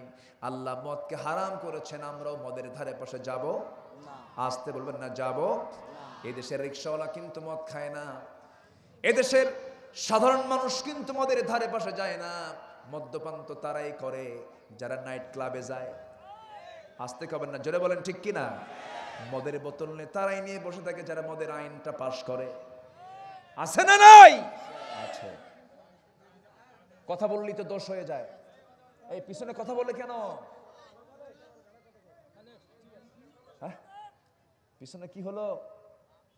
আপনারা কথা বলবেন না আমি কথা বলবো? হ্যাঁ, চুপচাপ থাকতে হবে। জি, একটু চুপচাপ থাকেন। কষ্ট পাচ্ছেন নাকি আপনারা? ঠিক আছে তো? এই ভাইকে চেনেন কিনা একটু দাঁড়ান তো আপনি। মাশাআল্লাহ, আমার খুব কাছের মানুষ, আমার খুব ভক্ত উনি। ওনাকে চেনেন? উনি ওয়াদা করেছেন, হুজুর আজকের থেকে আর দাড়িতে আজীবনের মতো আর আমার দাড়িতে কোনো খুর লাগাবো না। জোরে বলি, আরো জোরে বলি আলহামদুলিল্লাহ, আরো জোরে বলি আলহামদুলিল্লাহ। আল্লাহ তুমি আমার এই ভাইকে দ্বীনের জন্য কবুল করে নাও, জোরে বলি আমিন। সম্মানিত ভাইয়েরা, সম্মানিত বন্ধুগণ, কষ্ট হচ্ছে নাকি আপনাদের? ভূমিকম্পের কারণ কয়টা বলেছি? এক নাম্বার হলো কি বলেন? এক নাম্বার কি? মদ্যপান। নাম্বার 2 হলো জেনা যখন বেড়ে যাবে। আজকের সমাজে জেনা বেশি না বিয়া বেশি? বলেন, জেনা বেশি না বিয়া বেশি? জেনা সহজ না বিয়ে সহজ? বলেন কি সহজ? জেনাটা সহজ হয়ে গেছে, নারীগুলো অ্যাভেলেবল হয়ে গেছে, নারী তো পণ্য সামগ্রীর মতো হয়ে গেছে, নারীকে যেখানে সেখানে পাওয়া যায়। অথচ যে নারীর পেট থেকে আমার জন্ম হলো, সে নারীর মূল্য দিয়েছেন কে? অথচ সেই জানির নারীকে আজকে পণ্য সামগ্রীর মতো ব্যবহার করা হচ্ছে। নারীর কোনো মূল্য আজকে সমাজে নাই। আমার নবীজি বলেছেন, যার ঘরে 3টা মেয়ে তার জন্য 3টা পৃথক জান্নাত। আমি মেয়ের বাপ, যারা মেয়ের বাপ তারা ধন্য, যারা ছেলের বাপ তাদের চাইতে মেয়ের বাপের সম্মানটা বেশি আল্লাহর দরবারে। জোরে বলে সুবহানাল্লাহ। আমার নবীজি মেয়ের ব্যাপারে বেশি প্রশংসা করেছেন। রাসূল বলেছেন, 3টা জিনিস আমার কাছে প্রিয়। নাম্বার 1 হলো চক্ষু শীতলকারী নামাজ, নাম্বার 2 হলো সুগন্ধি, নাম্বার 3 হলো আমার কাছে মা জাতি নারী জাতি দারুণ প্রিয়। জোরে বলে সুবহানাল্লাহ। সেই নারীকে আজকে ভোগ্য বস্তু বানানো হয়েছে, পণ্যের মতো ব্যবহার করা হচ্ছে। যে কোনো অ্যাডভার্টাইজে পুরুষ লাগে না মহিলা লাগে? আজকে কাকে ব্যবহার করা হয়? একটা সিগারেটের অ্যাডেও মেয়ে মানুষ। মোবাইলে আপনি ফোন দিয়েছেন, সলিমুদ্দিকে আপনি কলিমুদ্দি মিয়া ফোন দিয়েছেন, পেলেন না, ফোনটা বন্ধ। দুঃখিত, পুরুষ কয় না মহিলা কয়? আবার লিফটে চড়েছেন আপনি, লিফটে উঠে আপনি 10 ফ্লোরে যাবেন, 10 তলায় যাবেন, আপনি 1 দিলেন, চাপ দিলেন, সঙ্গে সঙ্গে 10 ফ্লোর ওয়েলকাম। পুরুষ কয় না মহিলা কয়? কোন শপিংয়ে যাবেন আপনি, বড় কোনো গার্মেন্ট শিল্পে যাবেন, বড় কোনো অফিসে যাবেন, কর্পোরেট বিল্ডিং এর সামনে যাবেন, রিসেপশনে যাবেন, সেখানে পুরুষ বসে না মহিলা বসে? মহিলা বসে থাকে, মাথায় কি কাপড় আছে নাকি? মাথায় কাপড় নাই, ঠোঁট আঁকানো, চোখ আঁকানো, কপাল আঁকানো, সব কিছু আঁকায় দিয়ে রেখে ডিসপ্লে করে অর্ধলগ্ন হয়ে আপনার মেয়েটা বসে আছে, মাসে 50,000 1 লাখ টাকা বেতন পেল, কিন্তু দেহটা বিক্রি করে ফেললো। আসতে কোন কেন, জোরে কোন ঠিক কিনা? দেহটা বিক্রি করে ফেললো। কাস্টমার চলে আসলো, ক্লায়েন্ট চলে আসলো, ভিতরে যখন ঢুকতে নিল, আস্তে করে মেয়েটা সুন্দর করে সাজগোজ করে অর্ধলগ্ন হয়ে দাঁড়ায় সালাম দিচ্ছে, আসসালামু আলাইকুম। আছে না নাই বলেন তো? ব্যাস, ক্লায়েন্ট চলে আসলো, সুন্দরী মেয়ের চেহারা দেখে সে চাঙ্গা হয়ে গেল। জোরে কোন নাউজুবিল্লাহ, জোরে কোন নাউজুবিল্লাহ। এগুলো সব জেনা। এগুলো সব কি? এগুলো সব কি? জেনা। মার্কেটগুলোতে আজকে পুরুষ বেশি না মহিলা বেশি? মার্কেটিং এ শপিং এখন পুরুষের হার বেশি না মহিলার হার বেশি? স্বামীকে এক ধমক দিয়ে চিৎ করে থুয়ে দেয়। স্বামীকে বলে, তুমি কি মার্কেট বুঝো? 800 টাকার শাড়ি 1600 টাকা দিয়ে নিয়ে আসো, হ্যাঁ থাকো তুমি। চলে গেলাম মার্কেটে, ঢং ঢং করে মার্কেটে চলে যায়। আছে না নাই? একা একা চলে গেল, একদম অর্ধলগ্ন চেহারা নিয়ে সামনে বসে গেল, লিপস্টিক লাগায়া। আর কি লাগায়? লিপস্টিক। চোখে কি লাগায়? আশকারা, মাস্কারা, কামসারা। চলে গেছে, যে দোকানদারের সামনে গিয়ে বলছে, দোকানদারকে লক্ষ্য করে, ভাইয়া একটা শাড়ি দেখানো যাবে কি? মানে এত সুন্দর শব্দ চয়ন, মাখরাজ সিফাত কোনোটাই বাদ নাই। আছে না নাই? আছে। দোকানদার তো মিষ্টি কথা শুই না তো পাগলা হয়ে গেছে। শাড়ি একখান বের করে নিজের গায়ে লটকা দিয়ে বলছে, আপা এই শাড়ি কিন্তু আপনাকে দারুণ মানাবে। ওটা আরেক বদমাইশ। এই সমস্ত দুষ্টামি নষ্টামি গুলো আছে না নাই? আসতে বলবেন না, আছে না নাই? আচ্ছা, বউকে দিয়ে এগুলো করাবেন না। হ্যাঁ, বউয়ের শাড়ি যদি কিনতেই হয়, বউকে সাথে নিয়ে যান। আপনি তার টেক কেয়ার করেন। আপনি প্রশ্ন করেন, একটা হজের সফরেও মেয়ে একাকি যেতে পারে না, ফরজ কাজ, অথচ সেই মেয়ে একাকি দিব্যি সব জায়গায় পুরুষের মতো ঘোরাফেরা করছে। ইসলাম এগুলোকে অ্যালাউ করে না। পর্দার রক্ষা করার দরকার আছে না নাই? আছে। পুরুষ তোমার পাহারা দেবে তোমার স্ত্রী, আমার মা, আপনার স্ত্রী আপনার পাহারা দেবে আপনার স্বামী, দুজন দুজনকে পাহারা দেবে, ঠিক কিনা বলেন? কোন পুরুষ যদি স্ত্রীকে পাশে নিয়ে কোথাও যায়, সেই স্বামীর কি ক্ষমতা আছে বউ পাশে রেখে অন্য কোনো নারীর দিকে চায় থাকা? আসতে কোন কেন? চায় থাকার ক্ষমতা আছে? হঠাৎ করে যদি হয়তো স্লিপ হয়ে গেছে, কোনো মহিলা নারীর দিকে যদি 30 সেকেন্ড চেয়ে থাকে, পাশে বউ আছে, বউ যদি দেখতে পায় যে আমার স্বামীটা অন্য মহিলার দিকে 30 সেকেন্ড চেয়ে আছে, হয়তো সেই সময় কিছু বলবে না। কিন্তু বাড়িতে আসার পর হয়তো কথা বলতে বলতে হঠাৎ করে বলতেছে, সুইটির মা এদিকে আসো তো। থাও তোমার সুইটি, ঠিক কিনা? তোমার নজর আগে ঠিক করো। কি তাহলে ইমানের পাহারাদার হিসেবে বউ আছে না নাই বলেন তো? আছে না নাই? আছে। যেখানেই যাবেন বউকে সাথে নিয়ে যাবেন। নিজের বউ না পরের বউ? ভালো করে কর, নিজের বউ না পরের বউ?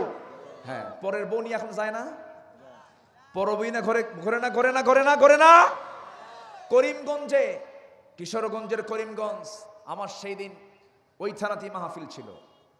একটা মহিলা মা তার পরকীয়াকে টিকে রাখার জন্য নিজের মেয়েকে নিজের হাতে খুন করেছে। এই বাংলাদেশে স্বামী হয়ে পরকীয়া করতে গিয়ে বাবা নিজের মেয়েকে খুন করেছে তার পরকীয়াকে টিকে রাখার জন্য। আমার ভাইয়েরা, আজকে এগুলো মহামারী আকার ধারণ করেছে। কেন ভূমিকম্প আসবে না? এগুলো বন্ধ করার দরকার আছে না নাই? বন্ধ কি দোয়া করে হবে? শুধু দোয়া করে বন্ধ হবে? দোয়া করে বন্ধ হবে না। এগুলো বন্ধ করার জন্য আমাদের মুজাহাদা, চেষ্টা করতে হবে, যেমন করে চেষ্টা করেছেন মুহাম্মদ সাল্লাল্লাহু আলাইহি ওয়াসাল্লাম। সম্মানিত ভাইয়েরা, নাম্বার 3 হলো, যখন সমাজে নাচ গান বেড়ে যাবে।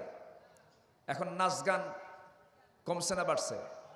মানে গান বাজনা এটা যখন বাড়বে, তখন দেখবেন যে সমাজে সমস্ত মাঝে মাঝেই গজবগুলো নাজিল হবে। নৃত্য পরিবেশন আছে না নাই? নৃত্য পরিবেশন, মঞ্চে নাচানাচি আছে, যাত্রা আছে, এগুলো আছে না নাই? আছে। এগুলো যখন বেড়ে যাবে, তখন এই সমস্ত আল্লাহর গজব, বিশেষ করে স্পেশালি ভূমিকম্প আল্লাহ পাক পাঠায় দিয়ে একটা ধাক্কা দিয়ে বুঝায় দিবেন, এগুলো বন্ধ কর, নচেত আমার সামনে আরো মহা আযাব আসতেছে। আমরা সতর্ক হব। জোরে বলি ইনশাআল্লাহ, আরো জোরে বলি ইনশাআল্লাহ। কয় কালোর কথা বলেছি? বলেন কয়জন কালো? বলেন কয়জন কালো? একজনের কথা বলেছি, তার নাম কি? বলেন একজনের নাম কি? লোকমান। আরেকজন হলেন সেই সাহাবী, যে সাহাবীর নাম আমরা সবাই জানি, সবাই চিনি। আমার নবীজি ইমাম ছিলেন, আর সেই কালো লোকটা নবীজির মুয়াজ্জিন ছিলেন। লোকটা ছিলেন কালো, কিন্তু মনটা ছিল দারুণ ভালো। এমন মানুষ তিনি ছিলেন যিনি গোলাম ছিলেন, একজন সাধারণ মানুষ ছিলেন, কালো মানুষ, কিন্তু আল্লাহ তার সম্মানটা এত বাড়ায়া দিলেন, জগতের প্রথম মুয়াজ্জিন বানালেন সেই বেলালকে। জোরে বলেন সুবহানাল্লাহ। তার 1 নম্বর গুণটা হলো কি? ইন্নামাল মুমিনুনা আল্লাযীনা আমানু বিল্লাহি ওয়া রাসূলিহি। তিনি ঈমান এনেছিলেন আল্লাহর উপরে, ঈমান এনেছিলেন নবীর উপরে। ঈমান যখন আনলেন, সঙ্গে সঙ্গে উমাইয়া বলে ফেললো, উমাইয়া বলল, বেলাল শুনলাম তুই নাকি ইসলাম কবুল করেছিস। সঙ্গে সঙ্গে বেলাল বলছেন, আমার মনি উমাইয়া শুনবা কেন? তুমি আমাকে দেখে নাও, আমি দেখো আমি কি বলছি। আশহাদু আল্লা ইলাহা ইল্লাল্লাহু ওয়াহদাহু লা শারীকা লাহু ওয়া আশহাদু আন্না মুহাম্মাদান আবদুহু ওয়া রাসূলুহু। সাইয়েদনা বেলাল যখন এই তাওহীদের স্বীকৃতি যখন দিয়ে দিলেন, ঈমানের স্বীকৃতি যখন দিয়ে দিলেন, ঈমান আনার ঘোষণা যখন দিয়ে দিলেন, উমাইয়া বলে ফেলতেছে, বেলাল তুই কি জানিস আমি তোকে দুনিয়া থেকে বিদায় করে দেওয়ার সিদ্ধান্ত নিয়েছি। বেলাল মুস্কি হাসি মেরে বললেন, উমাইয়া আমাকে মারতে মারতে দুনিয়া থেকে বিদায় করে দিলেও আমি ইসলাম থেকে, ঈমান থেকে এক চুল পরিমাণ নড়ব না। হযরত বেলাল কি মারতে মারতে হাইয়ান মাজরুহান জখম হয়ে গেলেন।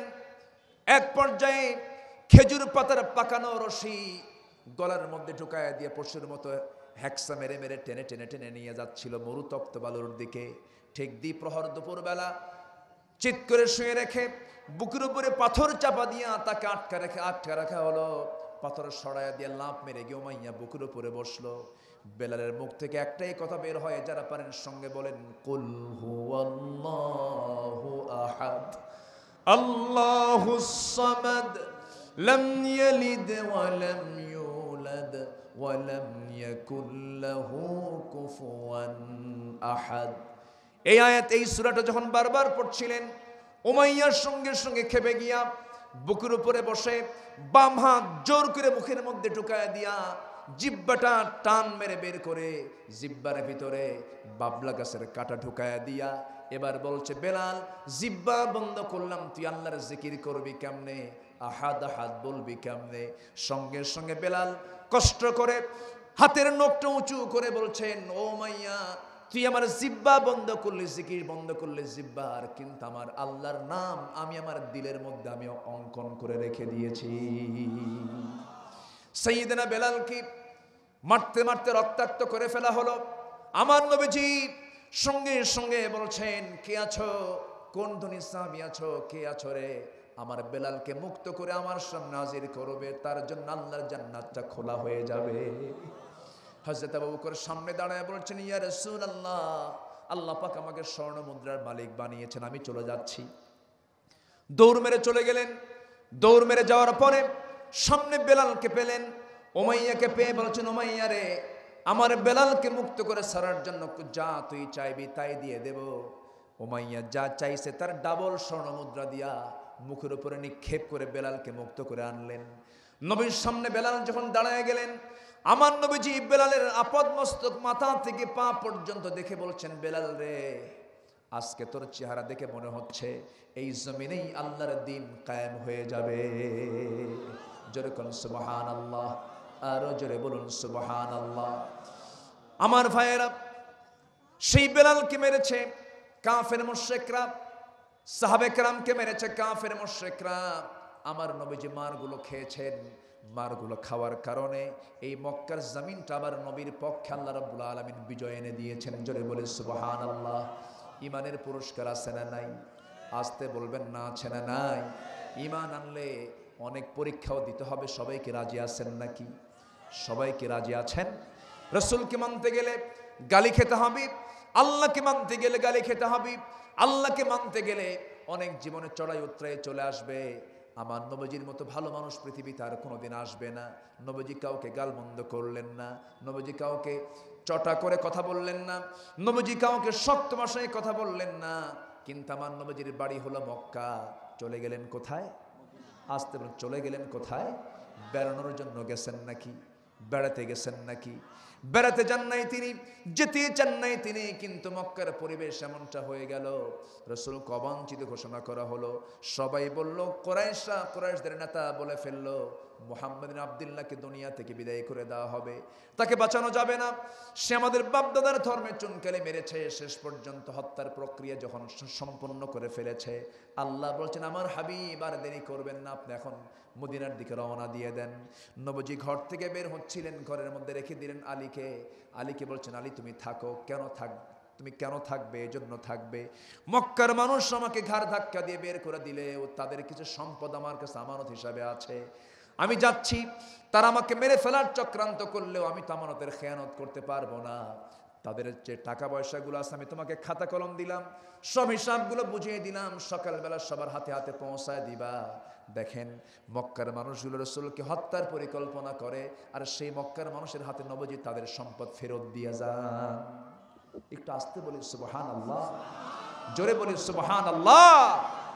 শুধু রাসূলের এই সিরাতকে সামনে রেখে অসংখ্য বিধর্মী কালিমা পড়ে মুসলমান হয়ে গেছে। এটা কেমন মানুষ?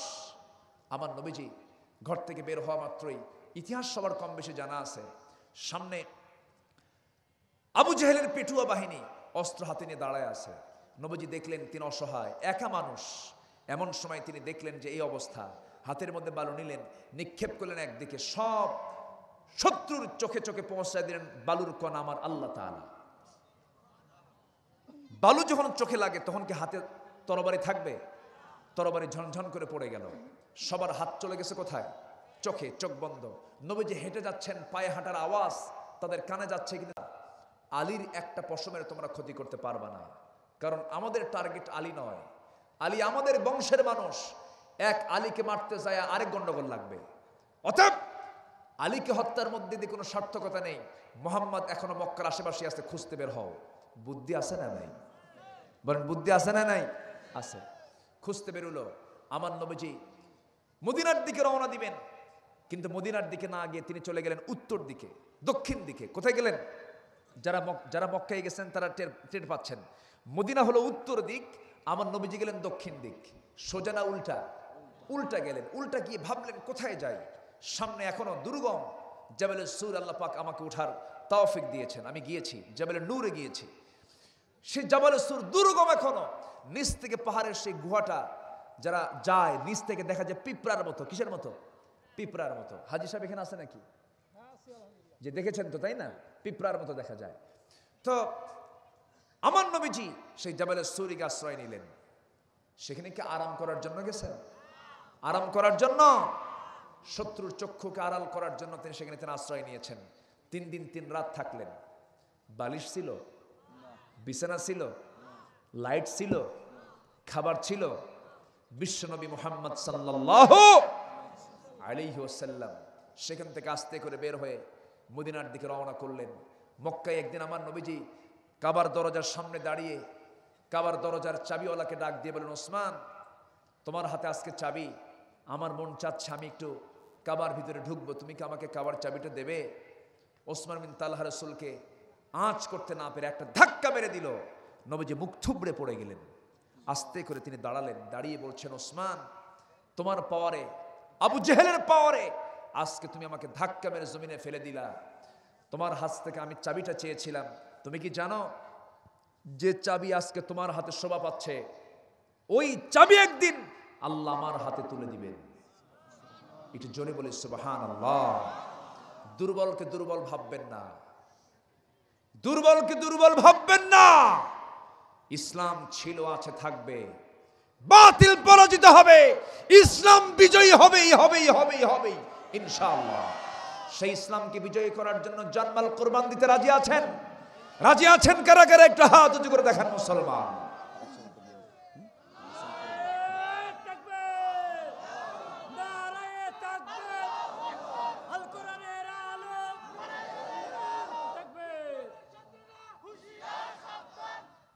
আল্লাহ তুমি সবার হাতকে কবুল করো, জোরে বলি আমিন। আমার নবীজি এই কথা বলা মাত্রই ওসমান বিন তালহা মনে মনে চিন্তা করলো, মুহাম্মদ যা বলে তাই তো হয়, অবশ্যই এটা হবে। আস্তে করে রাসূলকে ডাক দিয়ে কানে কানে কয়, মুহাম্মদ শোনো, আমি তোমার চাবি দিতে রাজি আছি, কিন্তু এই কথা যেন ওই বেকুব আবু জেহেল না জানে। কি কথা কি বুঝতেছেন? কে না জানে? আবু জেহেল যেন না জানে। ঠিক আছে, কেউ জানবে না। আমার নবীজি আস্তে করে চাবিটা নিয়ে কাবার দরজাটা খুললেন, তালাটা খুললেন। খুলেই দেখেন আবু জেহেলের লাত, উজ্জা, লাত, মানাত, উজ্জা সহ 360টা মূর্তি কাবার ভিতরে ঢুকিয়ে রেখেছে। এগুলো দেখলে কি নবীর সহ্য হওয়ার কথা? আস্তে বলুন, সহ্য হওয়ার কথা? নবীজি প্রচন্ড রেগে গেলেন, ভাবলেন এগুলো সব ভেঙে ফেলে দেব। কিন্তু সেই সময় ক্ষমতা কি নবীর হাতে না আবু জেহেলের হাতে? প্রশাসন কার হাতে? আবু জেহেলের হাতে। রাসূল পারলেন না, আস্তে করে নেমে আসলেন এবং দোয়া করলেন, ওয়াজআলনি মিন লাদুনকা সুলতানান নাসির, আল্লাহ তুমি আমাকে রাষ্ট্রীয় ক্ষমতা দিয়ে দাও। আস্তে করে তিনি বের হয়ে আসলেন। থাকতে পারলেন না, মদিনায় চলে গেলেন। বদর পাড়ি দিলেন, উহুদ পাড়ি দিলেন, খন্দক পাড়ি দিলেন, মুতার যুদ্ধ পাড়ি দিলেন। 10 বছরে 86টি যুদ্ধ করলেন। কয়টা? 86টি যুদ্ধ পরিচালনা করলেন। ফেরত আসলেন। মক্কা বিজয়ের সময় চলে আসলো। মক্কা বিজয়ের দিন আমার রাসূল বললেন, সাহাবীরা তোমরা সবাই রোজা ভেঙে ফেলে দাও। যুদ্ধ করা লাগতে পারে। রোজা রাখা কি? রোজা রাখা কি? সে রোজা ভাঙতে বলেন মুহাম্মদ সাল্লাল্লাহু আলাইহি ওয়াসাল্লাম। রোজা ভেঙ্গে সব সাহাবা কেরামকে নিয়ে আসলেন। রসুল গেলেন একা। এবার আসতেছেন মক্কার ভিতরে 10,000 সাহাবী নিয়ে। কত হাজার সাহাবী নিয়ে? 10,000 সাহাবী নিয়ে। আমার নবীজি রমজান মাসে কাবার চত্বরে চলে আসলেন। এসে সবাইকে ব্রিফ করে জানিয়ে দিলেন, ও মক্কাবাসী, তোমরা আমাকে বের করে দিলেও আমি তোমাদের প্রতি কোনো প্রতিশোধ নেব না। আজকের দিন আমি রাসূল সবাইকে বিনা শর্তে মাফ করে দিলাম। একটু জোরে বলুন সুবহানাল্লাহ। আমরা প্রতিশোধ নেব না, ক্ষমা করে দেব। বলেন বলেন বলেন বলেন। আমাদের নীতি প্রতিশোধের না ক্ষমা?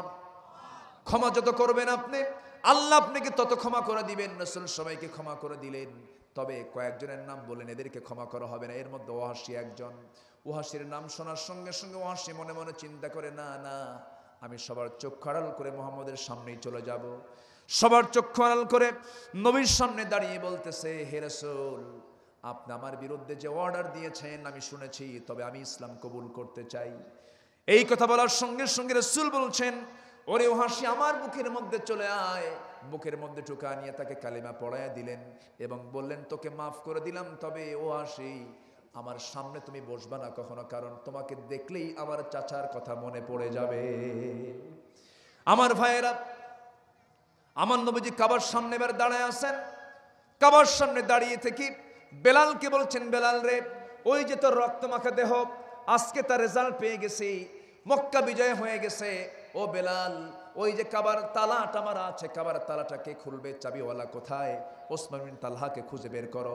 গোটা মক্কা তন্ন তন্ন করে খুঁজে বের করা হলো, কিন্তু ওসমান বিন তালহাকে কোথাও খুঁজে পাওয়া যাচ্ছে না। কিছুক্ষণ পর জিবরিল আমিন এসে বলছেন, ইয়া রাসূলুল্লাহ, আপনি গোটা দুনিয়া ধরে যদি খুঁজতে বের হন, ওসমান বিন তালহাকে খুঁজে পাবেন না, কোথাও পাবেন না। ওসমান বিন তালহা জায়গা মতো আছে কোথায়? কাবার ছাদে। কাবার কোথায়? কাবার ছাদে আছে। আমার নবীজি মুস্কে হাসি মারলেন, বললেন, আলী যাও, ওকে ছাদ থেকে নামায় নিয়ে আসো। নামায় নিয়ে আসলেন।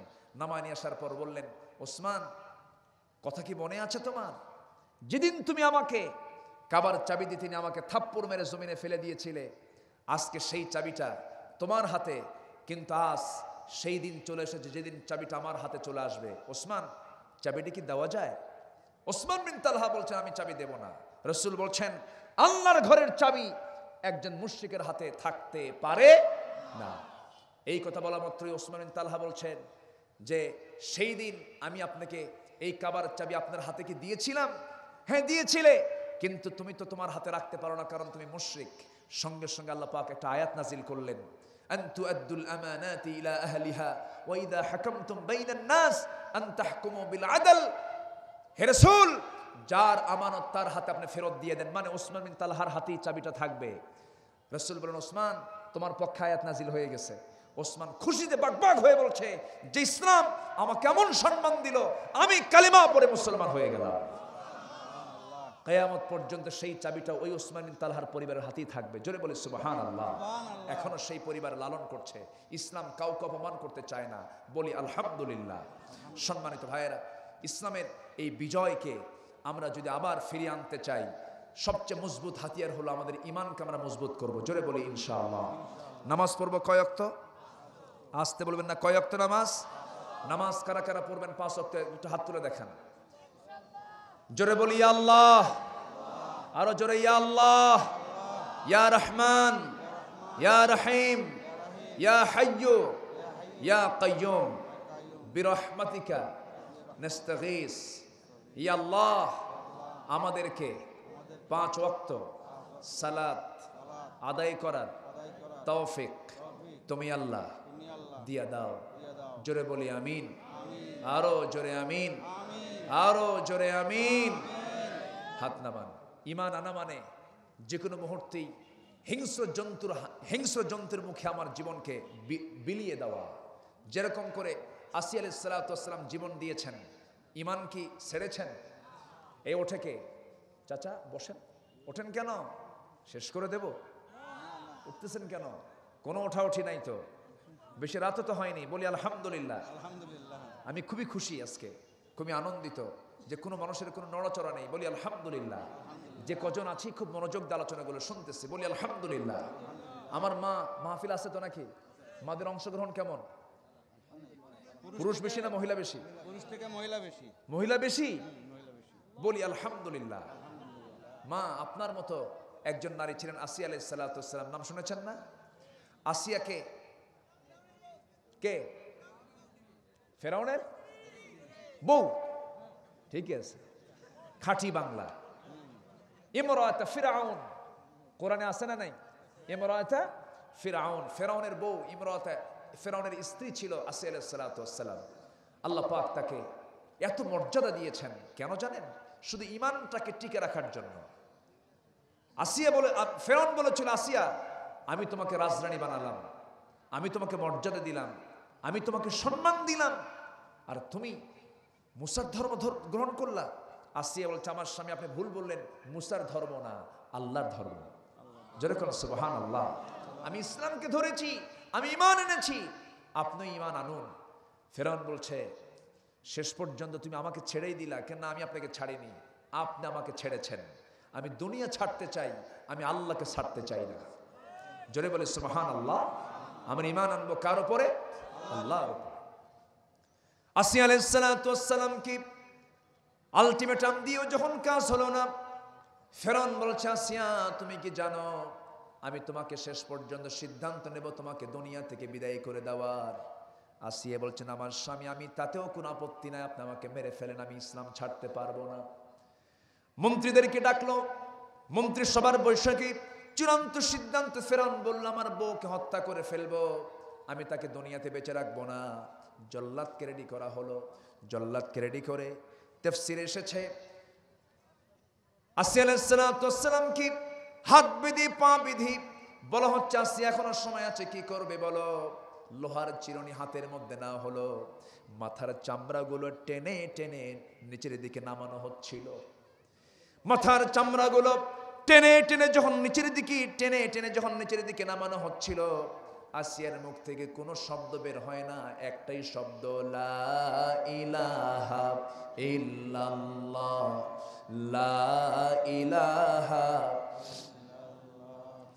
লা ইলাহা ইল্লাল্লাহ মুহাম্মাদুর রাসূলুল্লাহ। এটা আমাদের কালিমা, আসিয়ার কালিমা ছিল, লা ইলাহা ইল্লাল্লাহ মুসা কালিমুল্লাহ। এবং তিনি এর সাথে একটা দোয়া করলেন। আসিয়ার দোয়াটা, তিনি ছিলেন তাওরাত কিতাবের অনুসারী, কিন্তু তার দোয়াটা আল্লাহর দরবারে এত পছন্দ হলো, লোকমানের মতো ওয়াজ। এবার আসিয়ার দোয়াটা আল্লাহ পাক কোরআনে ঢুকায় নিয়ে বলছেন, আসিয়া কি দোয়া করেছেন? আসিয়া দোয়া করতেছেন, লোহার চিরুনি নিয়ে যখন টেনে টেনে চামড়াগুলো পায়ের দিকে নিয়ে আসতেছে, সেই সময় আসিয়া দোয়া করছেন, রব্বি বিনিলি ইনদাকা বাইতান ফিল জান্নাতি ওয়া নাজ্জিনি মিন ফিরআউনা ওয়া আমালিহি। ও আল্লাহ তাআলা, আমাকে ফিরআউন দুনিয়া থেকে নিশ্চিহ্ন করে দিচ্ছে, আমি শহীদ হয়ে যাচ্ছি, আমার কোনো আপত্তি নাই, তবে তোমার কাছে আমার একটা প্রার্থনা, তোমাকে বিশ্বাস করেছি বলে, তোমার প্রতি ঈমান এনেছি বলে আজকে আমাকে ফেরাউন মেরে ফেলতেছে। আল্লাহ, আমি তোমার কাছে প্রার্থনা করে তুমি আমাকে তোমার নিকটে জান্নাতের ভেতরে তোমার ঘরের সাথে, বেশি ঘর নয়, ছোট্ট একটা ঘর দিবা আমাকে। ছোট্ট একটা ঘর দিলে আমি তোমার উপরে খুব খুশি হয়ে যাব। ফেরাউনের অনিষ্ট দিকে তুমি আল্লাহ আমাকে বাঁচায় দিবা। আল্লাহ তাআলার কাছে এই দোয়াটা এত পছন্দ হয়ে গেল, এত সুন্দর করে দোয়া পৃথিবীর কেউ চাইতে পারে নাই। আল্লাহ, তুমি আমাকে তোমার ঘরের পাশে একটা ঘর দিও। যেরকম সুবহানাল্লাহ, কি সুন্দর দোয়া করে দিলেন। সেই দোয়াটা সূরা তাহরিমের মধ্যে আল্লাহ রাব্বুল আলামিন গোটা পৃথিবীর সমস্ত মানুষের জন্য দোয়ার শিক্ষা করে দিলেন। ও দুনিয়ার মানুষ, তোমরা আসিয়ার মতো এরকম করে দোয়া করো। জোরে বলে সুবহানাল্লাহ। এই এলাকার মাদেরকে তুমি আসিয়ার মতো কবুল করো। জোরে বলি আমিন, আরো জোরে আমিন। আমরা সিদ্দিক খেতাব পেতে চাই কার কাছে? সিদ্দিক খেতাব পেতে চাই কার কাছে? নাম্বার 2 হলো ঈমান আনতে নিয়ে সুম্মা লাম ইয়ারতাবু, সন্দেহ করব না, সন্দেহ করব না। নাম্বার 3 হলো ওয়াজাহাদু বিআমওয়ালিহিম ওয়া আনফুসিহিম ফি সাবিলিল্লাহ। নাম্বার 3 হলো যারা আল্লাহর পথে জান এবং মাল দিয়ে যারা জিহাদ করবে। এই তিনটি কাজ যারা করবে আল্লাহ বলবেন, আল্লাহ বলছেন উলাইকা হুমুস সাদিকুন, এই সমস্ত বান্দারাই হলো আমার সত্যবাদী বান্দা, সিদ্দিক বান্দা। জোরে বলে সুবহানাল্লাহ। আল্লাহ তুমি এই তিনটা গুণ অর্জন করার তৌফিক দিয়ে দাও।